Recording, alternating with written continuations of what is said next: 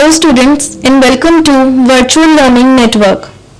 This is session 13 part 1 of Research Methods in Business, and here we will discuss processing data. The topics to be covered are meaning of data processing, checking for analysis, editing, coding, classification and transcription of data. Now first is meaning of data processing. Data processing is an intermediary stage of work between data collection and data interpretation. तो data processing एक intermediate stage होती है data collection और data interpretation के बीच में, जिसमें हम data को process करते हैं. And the data gathered in the form of questionnaires or interview schedules or field notes, date sheets or data sheets is mostly in the form of large volume of research variables. The research variables recognized is the result of the preliminary research plan, which also sets out the data processing methods beforehand. So data जो भी हम gather करते हैं, जो questioners या फिर interview schedules field notes की form में होता है, वो बहुत बड़ी क्वांटिटी में होता है, लार्ज वॉल्यूम में होता है. और रिसर्च वेरिएबल्स रिकॉग्नाइज जो होते हैं वो होते हैं प्रिलिमिनरी रिसर्च प्लान के बेसिस पे.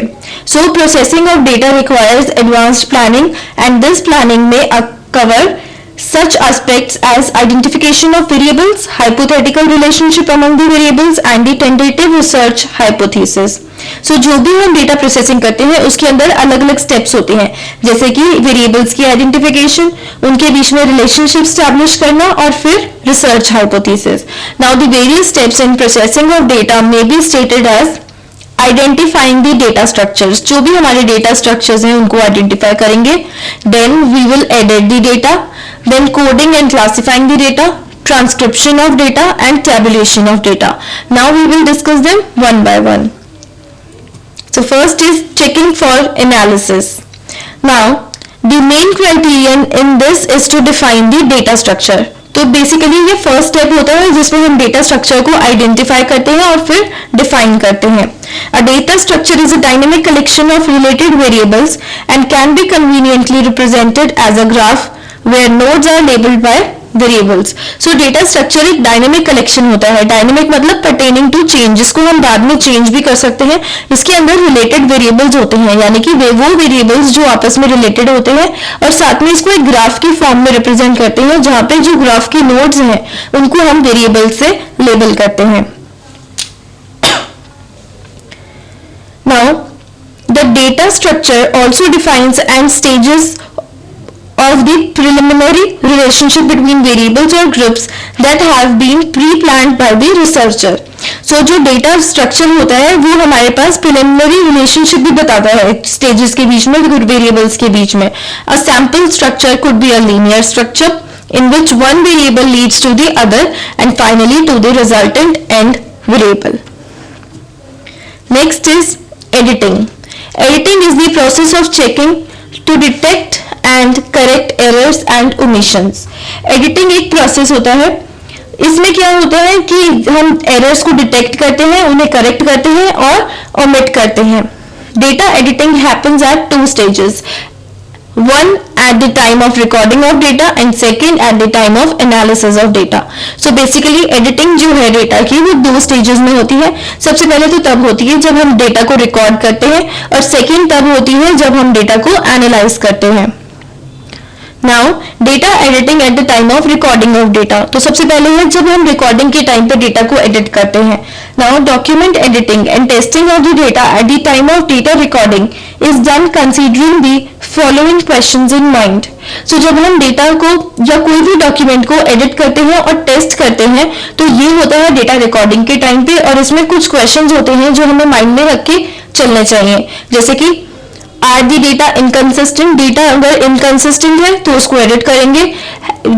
Have missing values been set to values which are the same for all research questions. Missing values को हमने सेट किया है कि नहीं. Have variables descriptions been specified, जो वेरिएबल्स है उनकी डिस्क्रिप्शन को हमने स्पेसिफाई किया है या नहीं.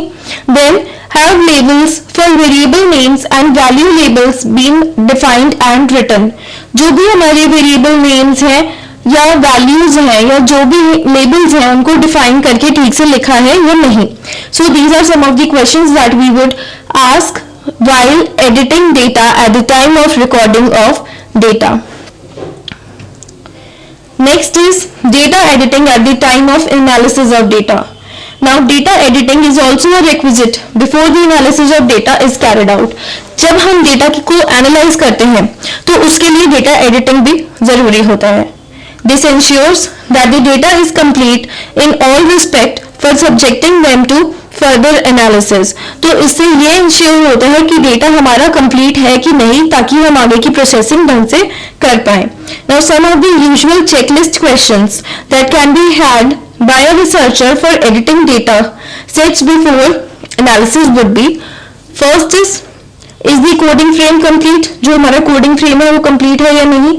Is the documentary material sufficient for the methodological description of the study? Is the storage medium readable and reliable? Has the correct data set been framed? Is the number of cases correct? So these are some of the questions that we would ask at the time of editing the data and when we do data analysis. Next is the editing step checks for the completeness, accuracy and uniformity of the data as created by the researcher. So basically जब हम editing करते हैं data की तो उस time पे हम data की कंप्लीटनेस को, एक्यूरेसी को और यूनिफॉर्मिटी को चेक करते हैं. Now first is completeness. The first step of editing is to check whether there is an answer to all questions or variables set out in the data set. If there were any omission, the researcher sometimes would be able to deduce the correct answer from other related data on the same instrument. तो first step होता है उसकी completeness, जितना भी data है वो complete है या नहीं. जो भी हमने क्वेश्चंस पूछे हमें सबके आंसर्स मिल रहे हैं या नहीं ये चेक करते हैं. और कोई भी अगर ओमिशन हुई है तो उससे सही क्वेश्चन के आंसर्स मिल पा रहे हैं या नहीं ये चेक करते हैं. The next is accuracy. Apart from checking for omissions, the accuracy of each recorded answer should be checked. जो भी हमारा आंसर आ रहा है वो एक्यूरेट आ रहा है या नहीं ये चेक करते हैं. A random check process can be applied to trace the errors at this step. Consistency in response can also be checked at this step. So basically इस स्टेप पे हम एक तो वो एक्यूरेसी चेक करते हैं कि जो हमें आंसर्स मिले हैं वो एक्यूरेट है या नहीं. उसके बाद एक रैंडम चेक प्रोसेस अप्लाई करते हैं ताकि एरर्स को ट्रेस कर सके और साथ में जितने भी रिस्पॉन्सेज हैं उनकी कंसिस्टेंसी को चेक करते हैं. Next is uniformity in editing data sets. Another keen lookout should be for any lack of uniformity in interpretation of questions and instructions by the data recorders. So जब हम data sets को edit करते हैं तो उस time पे हम देखते हैं कि यूनिफॉर्मिटी है या नहीं. जितने भी हमारे आंसर्स हैं, जितना भी हमारा डेटा है उसके अंदर यूनिफॉर्मिटी होनी जरूरी है, क्योंकि क्वेश्चंस को तभी हम ढंग से इंटरप्रेट कर पाएंगे जब हमारा डेटा करेक्ट होगा.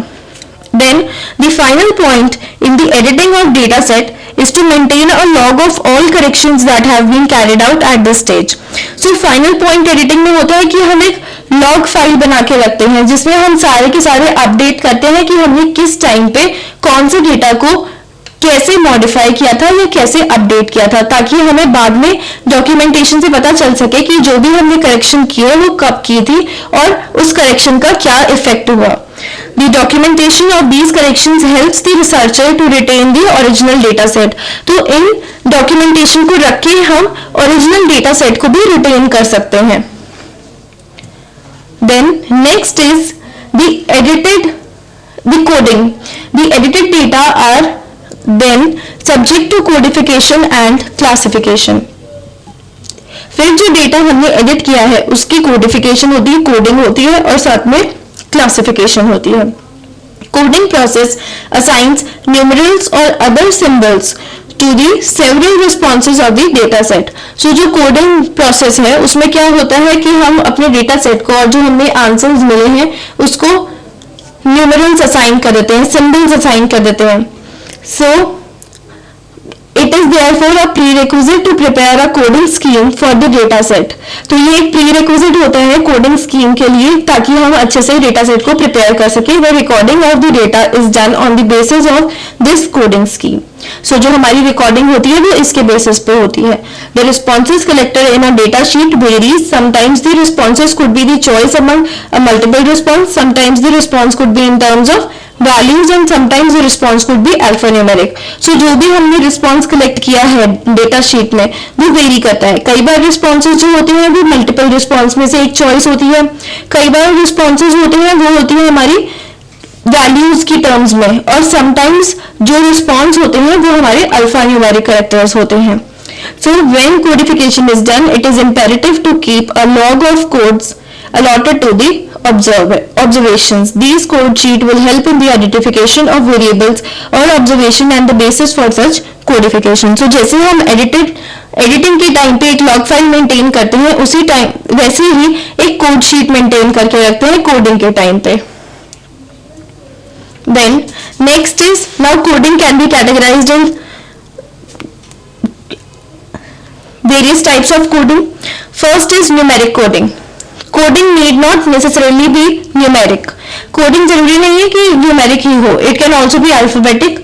Coding has to be compulsorily numeric when the variable is subject to further parametric analysis. जब हमें variables की parametric analysis करनी होती है उस टाइम पे जो हम coding करते हैं वो numeric होती है. Second is alphabetic coding. A mere tabulation or frequency count or graphical representation of the variable may be given in an alphabetic coding. So जो हमारी tabulation होती है या frequency count होता है या वो graphical representation जो होती है variables की वो alphabetic coding होती है. Then next is zero coding. It is the coding which has to be assigned carefully to a variable. So zero coding जो है वो हमें बहुत केयरफुली असाइन करते हैं. In many instances when manual analysis is done, जब हम analysis को मैनुअली करते हैं, a code of zero would imply a no response from the respondents. तो जीरो का मतलब हो सकता है कि no response. Hence if a value of zero is to be given to specific responses in the data sheet it should not lead to the same interpretation of non response. Next is classification. When open-ended responses have been received, classification is necessary to code the responses.